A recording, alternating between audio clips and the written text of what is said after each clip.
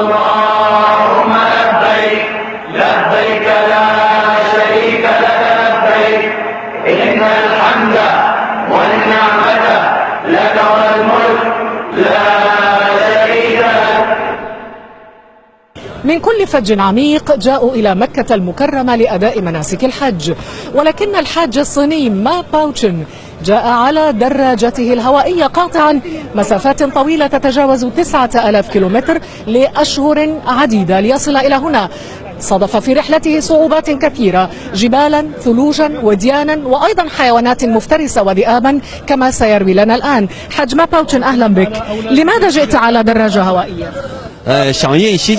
قدمت من الصين على دراجتي هذه وعبر طرق وعرة كما كان أجدادي يفعلون.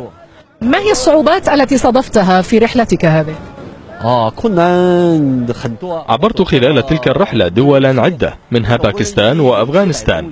واجهت في رحلتي صعوبات كبيرة وتحديات خطيرة، وقطعت مسافات طويلة جدا بتلك الدراجة، واجتزت بها مناطق لا طعام فيها ولا شراب، وتسلقت جبالا تكسوها الثلوج بعضها على ارتفاع 4000 متر.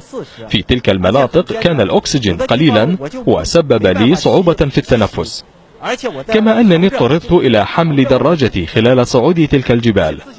الأمر لم يخلو أيضا من مخاطر أخرى، فقد مررت بمناطق فيها حيوانات مفترسة، لكن الله حماني والحمد لله وصلت إلى هنا. حاج ما باوتشن، نتمنى لك حجا مبرورا وذنبا مغفورا.